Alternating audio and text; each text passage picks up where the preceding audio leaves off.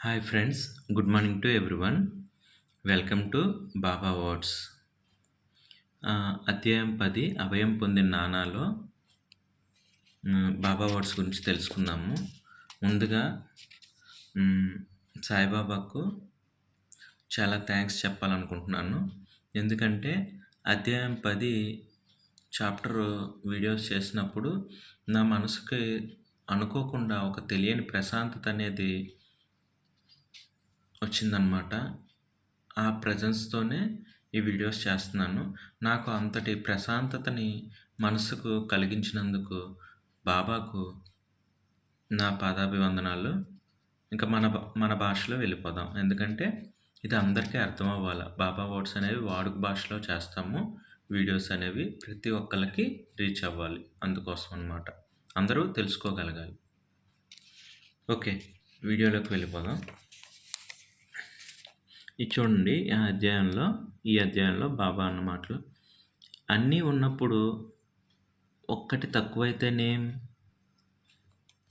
అంటూ బాబా అన్న మాటలు ఇక్కడ స్టార్ట్ అయినాయి. ఇది ఏ సందర్భంలో చెప్పబడింది ఏంటి తెలుసుకుందాం. యాక్చువల్లీ ఏం జరిగిందంటే, బాబాని దర్శించుకోవడానికి ఒక శ్రీమంతుడు బాబా దగ్గరికి షిరిడీకి వచ్చాడనమాట. చాలా ఫన్నీగా ఉంటుంది. చూడండి, మన కళ్ళ ముందు జరిగిన సంఘటనలే కదా ఇవి. అందువల్ల చాలా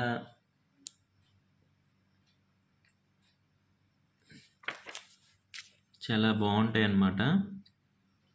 ఒకసారి ఒక శ్రీమంతుడు బాబాని దర్శించుకున్నాడు. ఆ శ్రీమంతుడికి ఎంతో డబ్బు ఉంది, సిరి సంపదలు, తరతరాలు కూర్చొని తిన్న తరగనంత సంపద ఉంది. ఆయన పరమలోభి.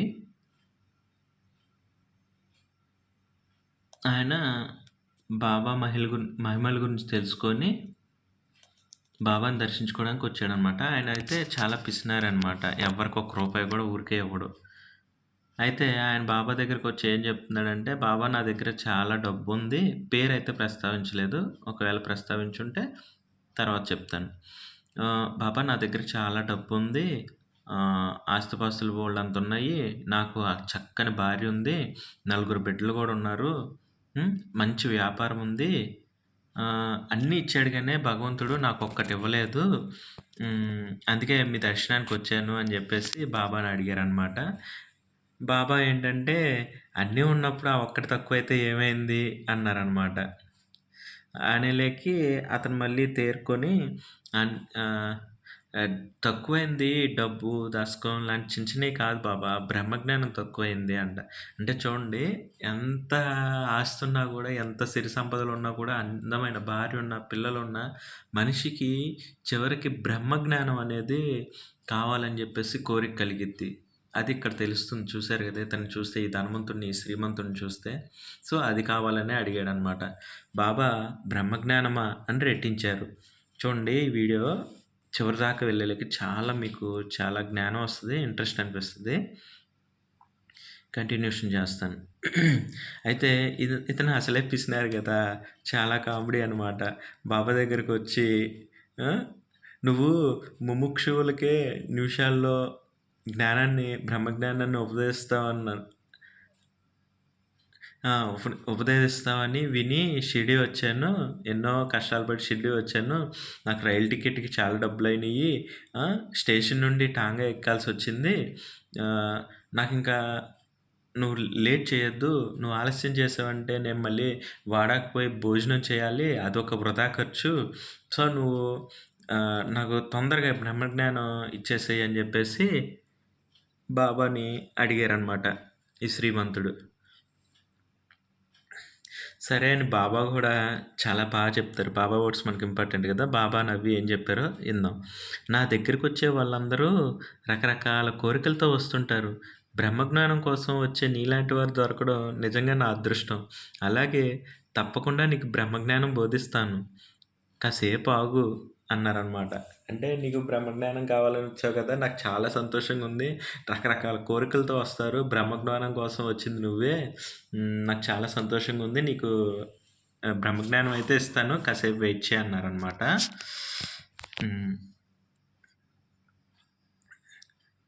అయితే బాబా ఈలోపు ఏం చెప్పారంటే, ఈయన ఎప్పుడైతే బ్రహ్మజ్ఞానం ఇస్తా అన్నారో అతను చాలా సంతోషపడ్డాడు. బాబా ఎంత తొందరగా బ్రహ్మజ్ఞానం ఇస్తే అంత తొందరగా పని ముగించుకొని వెళ్ళిపోదామని చాలా ఉత్సాహం కూర్చున్నాడనమాట.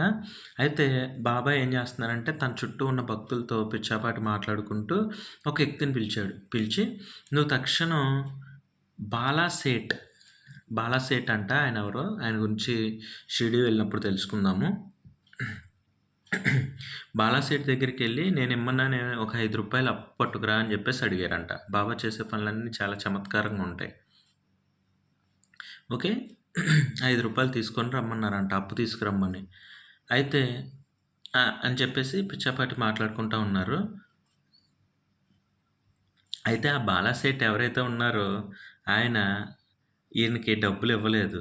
ఇవ్వకపోగా బాబాకి బాబా బాలాసేట్ దగ్గర డబ్బులు లేదట. డబ్బుకు బదులు నీకు 5 నమస్కారాలు చెప్పాడు. ఎప్పుడైతే ఈ వ్యక్తిని పంపించారో బాబా, ఇతను వెళ్ళి బాలాసేట్‌ని అడగడం జరిగింది. బాబా ₹5 అప్పు తీసుకురమ్మన్నారు. ₹5 ఉంటే ఇవ్వి అని చెప్పేసి. అతనేమన్నాడంటే బాబాకి నా దగ్గర డబ్బులు లేవు.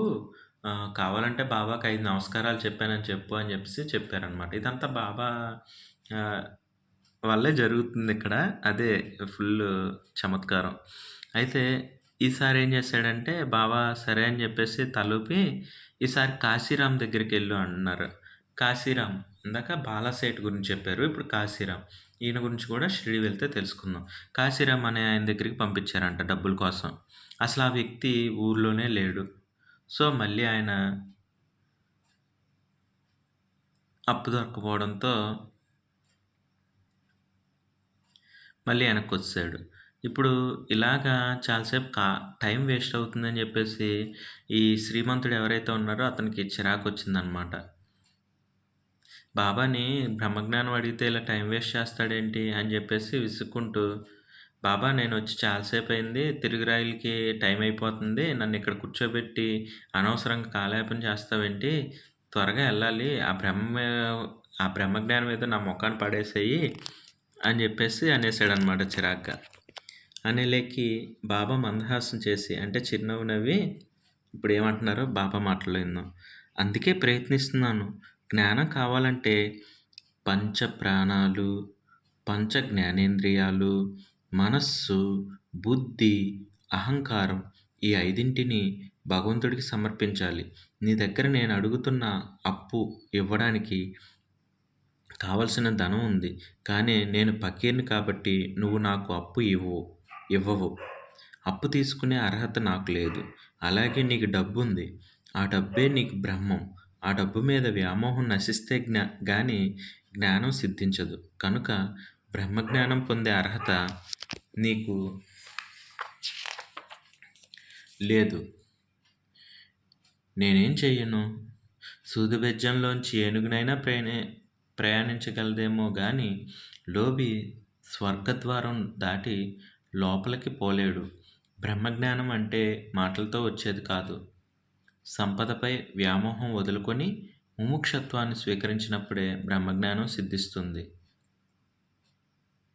అని చెప్పేసి బాబా చెప్పారనమాట. నేను ఈ లాస్ట్ ఎండింగ్ వర్డ్స్ అనేవి రిపీట్ చేస్తాను. దీనికోసం నేను ఈ బాబా వర్డ్స్‌లో ఈ పర్టిక్యులర్ వర్డ్ అయితే చేయడం జరిగింది. ఈ వీడియో మొత్తానికి పూర్తి అర్థం ఇక్కడే ఉందనమాట. సో, దీని మీద కొంచెం టైం కేటాయించి వీడియోని ముగిస్తాను. ఓకే. ఏం చెప్పారో తెలుసుకుందాం. ప్రతి ఒక్క అక్షరం చాలా ఇంపార్టెంట్ అనమాట. బాబాని అవమానంగా మాట్లాడే ప్రతి ఒక్కరికి ఈ మాటలనేవి చంపపెట్టు. ఎందుకన్నానో లోపల ఎంత అర్థం ఉందో తెలుసుకుందాం. బాబా మందహాసం చేసి అతనికి ఏం చెప్పారు? నీకు బ్రహ్మజ్ఞానం ఇవ్వడం కోసమే ప్రయత్నిస్తున్నా. అంటే అందుకే ప్రయత్నిస్తున్నాను. జ్ఞానం కావాలంటే పంచప్రాణాలు, పంచ జ్ఞానేంద్రియాలు, మనస్సు, బుద్ధి, అహంకారం. ఏమేం చెప్పారు? 5 పంచప్రాణాలు, పంచ జ్ఞానేంద్రియాలు, మనస్సు, బుద్ధి, అహంకారం. ఈ 5ంటిని భగవంతుడికి సమర్పించాలంట. ఈ 5 మనం సమర్పించినప్పుడు మనకు జ్ఞానం వస్తదంట. పంచేంద్రియాలు, పంచ జ్ఞానేంద్రియాలు, మనస్సు, బుద్ధి, అహంకారం. చూడండి. ఈ 5 భగవంతుడికి సమర్పించాలంట బ్రహ్మజ్ఞానం కావాలంటే, జ్ఞానం కావాలంటే. మన పంచప్రాణాలు, నా పంచప్రాణాలు నువ్వే అంటా ఉంటాం. అంటే ఇంక సర్వస్వం నువ్వే అని జెప్పేసనమాట. పంచ జ్ఞానేంద్రియాలు, చర్మము, ముక్కు, ఏ ఈ జ్ఞానేంద్రియాలున్నాయి గదా! సైన్స్ తెలిసిన ప్రతి ఒక్కళ్ళకి తెలుస్తది. ఆ పంచ జ్ఞానేంద్రియాలు భగవంతుడికి వద్దే భగవంతుడికే సమర్పించాలనమాట. కళ్ళు, చెవులు, వినేది, చూసేది, హ్మ్. తినేది, అయన్నీ పంచ జ్ఞానేంద్రియాలు భగవంతుడి మీద ఉంచాలి. మనస్సు, మన మనస్సే ప్రధానమైంది. అది మనకు ఒక పట్టాన చేతికి దొరకదు. రకరకాల ఆలోచనలు వస్తూ పోతూ ఉంటాయి. కానీ ఆ పూర్తి మనస్సుని భగవంతుడి మీదే లగ్నం చేయాలి. మన బుద్ధి అంటే మన ప్రవర్తన. బుద్ధి మంచిదైతే నాకు మంచి బుద్ధిని ప్రసాదించు స్వామి అంటాం. అంటే మనకి రకరకాల చెడు ఆలోచనలొచ్చినా కూడా మంచి దారిలో పోయేటట్టు, ఏదైనా ఒక పని చేసేటప్పుడు బుద్ధిగా చేయమంటారు. అంటే మంచిగా చేసేటట్టు. అది బుద్ధి. ఇక అన్నిటికన్నా ప్రధానమైంది నాకు, బాబాకి బాగా ఈ వర్డ్ ఎప్పటి నుండో పరిచయం. అహంకారం. మనిషికి అహంకారం ఉంటే ఎప్పటికీ ఎదగలేడబ్బా! అహంకారాన్ని తీసేస్తేనే మనం భగవంతుడిని చేరుకోగలం. అహంకారం అనేది ఉండకూడదు. ఎట్టి పరిస్థితిలో కూడదు. కూడదు, కూడదు, కూడదు. అహంకారం ఎగనెస్టు బాబా. అంతే. అహంకారానికి వ్యతిరేకం బాబా. అదుంటే బ్రహ్మజ్ఞానం మనం పొందలేము. ఇప్పుడు అర్థమైంది గదా! పంచప్రాణాలు, పంచ జ్ఞానేంద్రియాలు, మనస్సు, బుద్ధి, అహంకారం. ఈ 5టిని భగవంతుడికి సమర్పించేస్తే అప్పుడు నీకు జ్ఞానం అనేది లభిస్తది. అయితే ఇక్కడ సిట్యుయేషన్‌లో బాబా ఏం జెప్తున్నారంటే, నీ దగ్గర నేను అడుగుతున్న అప్పు ఇవ్వడానికి కావాల్సిన ధనం ఉంది. నీ దగ్గర నేను అడిగే రూ. 5 ధనమైతే ఉంది కానీ, నేను ఫకీర్‌ని కాబట్టి నువ్వు నాకు అప్పు ఇవ్వు. అంటే ఇప్పుడు డబ్బున్నోళ్ళు ఎవరికి అప్పిస్తారు? తిరిగి ఆ ధనాన్ని తీర్చగలడు అనుకున్న తోటి సంపన్నుడైన స్నేహితులకి మాత్రమే ఇస్తారనమాట. ఇప్పుడు నేను నీకు రూ. 5 అప్పివ్వాలబ్బా! నేను ఎలాంటోడికి ఇస్తాను? దారిన పోయే వాళ్ళకైతే ఇవ్వను. ఎందుకంటే వాళ్ళు తిరిగి నాకు ఇవ్వలేరు కాబట్టి. అసలే నేను పిసినారోడిని. అది గదా ఇక్కడ విషయం. నేనెవరికిస్తాను? నాకన్నా ధనవంతుడైతే వాడు నాకేదో చేసి నాకు తిరిగి ఇవ్వగలుగుతాడు కాబట్టి, నేను నా స్తోమత రూ. 5 నన్ను రూ. 5 అప్పడిగారు. నేను రూ. 10 స్తోమత ఉన్నోడికి నేనిస్తా. ఎందుకంటే రూ. 10 ఉన్నోడు రూ. 5 ఈజీగా తిరిగి ఇవ్వగలడు గాబట్టి. ఓకేనా? సో సో ఏంటి? బాబాకక్కడ ఇతను అప్పు ఇచ్చే స్థితిలో ఇతను లేడు. ఎందుకంటే బాబా చూస్తే ఫకీర్‌లాగుంటాడు. డౌన్ టు ఎర్త్ సింపుల్‌గా జీవిస్తూ ఉంటాడు. ఇతనేమో మహా శ్రీమంతుడు. ఇతను రూ. 5 అడిగితే మళ్ళీ నాకు ఈ ఫకీర్ ఏం తిరిగిస్తాడని జెప్పేసి ఇవ్వడనమాట.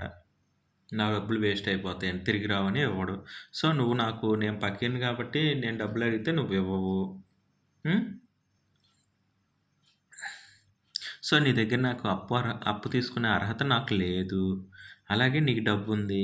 ఆ డబ్బే నీకు బ్రహ్మం. నీకిప్పుడేంటి నువ్వు సంపాదించిన డబ్బే నువ్వు దేవుడిలాగా భావిస్తున్నావనమాట. ఆ డబ్బు మీద వ్యామోహం నశిస్తే జ్ఞానం సిద్ధించదు. అంటే ఇక్కడేంటి ఇందాక చెప్పాం గదా! పంచప్రాణాలు. మరి ఇతని పంచప్రాణాలు డబ్బే. మరి అది భగవంతుడికి సమర్పించాలి గదా!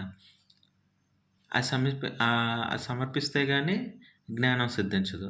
కనుక బ్రహ్మ అది ఈయన సమర్పించాలి గదా! ఈయన సమర్పించడు గదా! లోభి గదా! డబ్బంతా ఇచ్చేయి బాబు అంటే ఇస్తాడా? ఇవ్వడు. అది సమర్పించకుండా జ్ఞానం రాదు. బ్రహ్మజ్ఞానం రాదు. నేనేం చేయాలి? నేనేం చేయను? సూది బెజ్జంలోంచైనా సూది బెజ్జంలోంచి ఏనుగైనా ప్రయాణించగలదేమో గానీ, లోభి స్వర్గధామం దాటి లోపలికి పోలేడు. ఈ వర్డ్ బాగా గుర్తుపెట్టుకోండి. నాకు కొంచెం వీడియో లేట్ అయినా పర్వాలేదు. ఇక్కడ మనకు కావాల్సిన జ్ఞానం ఉందన్నమాట. సూది బెజ్జంలోంచి ఏనుగైనా ప్రయాణించగలదేమో గానీ, లోభి స్వర్గద్వారం దాటి లోపలికి పోలేడు. అంటే ఇక్కడ క్లియర్‌గా బాబా చెప్పేస్తుందేంటంటే, లోభి, పిసినారి ఎప్పటికీ స్వర్గలోకంలోకి చేరలేడు. అంటే భగవంతుడిని ఎప్పటికీ చేరుకోలేడు. బాగా గుర్తుపెట్టుకోండి. మీరు గనక పిసినారైతే గనక మీరు ఎప్పటికీ భగవంతుడిని చేరుకోలేరు. గరికపాటి వారు గారు చెప్పినా, చాగంటి వారు చెప్పినా మహా గొప్పవాళ్ళు చెప్పినా గూడా ఈ వర్డ్ గుర్తుపెట్టుకోండి. మీరు పిసినారి అయితే భగవంతునికి చేరుకోలేరు. అండ్ ఇక్కడ చెప్పిన ఇంకో వర్డ్ గూడా నేను ఇంకోలాగా గూడా చెప్తాను చూడండి. సూది బెజ్జంలోంచి ఏనుగైనా ప్రయాణించగలదేమో గానీ లోబి స్వర్గద్వారం దాటి లోపలికి పోలేడు. ఈ వర్డ్ నేను యాక్చువల్లీ బాబా చాప్టర్స్ చేసే ముందుగా నాకు దేవుడంటే ఉన్న ఇష్టంతో నేను బేసిక్‌గా హిందువు అయినా గూడా ప్రతి గ్రంథం గురించి తెలుసుకొనే దాని గురించి మాట్లాడాలి అన్న కారణం చేత నేను బైబిల్ చదవడం జరిగింది. బైబిల్ పాత నిబంధన, కొత్త నిబంధన ఫ్రెండ్స్ సహకారంతో పూర్తిగా చదివాను. అందులో మీకు కావాలంటే చెక్ చేసుకోండి. కావాలి క్రిస్టియన్స్ బాగా చదివిన వాళ్ళని గాని అడగండి. ఈ వర్డ్ బైబిల్‌లో ఉందా? లేదా? ఖచ్చితంగా ఉందని చెప్తారు బైబిల్ గురించి తెలిసిన వాళ్ళు. నేను చదివాను కాబట్టి నాకిది గుర్తుందనమాట. సూది బెజ్జంలోంచి ఏనుగైనా ప్రయాణించగలదేమో గానీ లోబి స్వర్గద్వారం దాటి లోపలికి పోలేడు. స్వర్గంలోకి లోబి పోలేడు అనే వర్డ్ అక్కడుంది. ఇక్కడ బాబా గూడా రిపీట్ చేశారనమాట ఈ వర్డ్. హేమాది పంత్ బాబా గారు చెప్పిన అక్కడ జరిగిన సంఘటనలని ఆధారం చేసుకునే గదా ఈ పుస్తకం రాసింది. అక్కడ బాబా ఆ మాట అనబట్టే గదా ఇక్కడ రాయడం జరిగింది. సో, ఇది. బ్రహ్మజ్ఞానం అంటే మాటలతో వచ్చేది కాదు. నోటితో చెప్పే మాట కాదంట బ్రహ్మజ్ఞానం అంటే. సంపదపై వ్యామోహం వదులుకొని ముముక్షత్వాన్ని స్వీకరించినప్పుడే బ్రహ్మజ్ఞానం సిద్ధిస్తుంది. ఇంక నువ్వు మరి నీ సంపద మీద వ్యామోహం పెట్టుకున్నావు. కానీ అక్కడ ఉండాల్సింది భగవంతుడి మీద వ్యామోహం.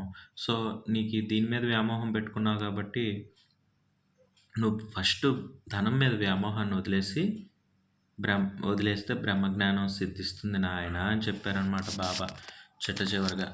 ఇంతకన్నా క్లియర్‌గా ఒక మనిషికి అర్థమయ్యేలా చెప్పాలంటే ఇంకా ఇంతకన్నా ఎవరు చెప్పలేరు. బాబా ఓర్పుకి హ్యాట్స్ ఆఫ్ అసల. బాబా జ్ఞానానికి హ్యాట్స్ ఆఫ్. బైబిల్‌లో వర్డ్స్ కూడా ఆయన చెప్పారు. అంటే ఆయనకి బైబిల్ గురించి తెలుసు. బైబిల్ ఏంటి అసలంతా తెలుసు. ఆయన జ్ఞాని. అంతే. పైకలా కనిపిస్తాడంతే. ఏదో పిచ్చివాడిలాగానో, భిక్షాటన చేస్తున్నట్టో ఏదోలా కనిపిస్తాడు. ఇంక పేర్లెందుకులే రకరకాల మేధావులున్నారు. ఆయన్ని రకరకాలుగా తోలనాడుతున్నారు. అవసరం కోసం రకరకాల మాటలంటున్నారు. వాళ్ళందరి కోసం చెప్తున్నాను ఒక మాటలో. ఆయన రకరకాలుగా మీరు అంటారు గానీ, ఆయన అలా కనిపిస్తాడు గానీ, ఆయన పరిపూర్ణ జ్ఞాని. ఇంకొంచెం బాబా వర్డ్స్ ముందుకెళ్తే మీకు ఇంకా క్లియర్‌గా తెలుస్తది. శ్రీకృష్ణుడి అంశం అని జెప్పేసి. ఇది దాదాపు 2, 3 చాప్టర్‌ల నుండి వస్తుంది.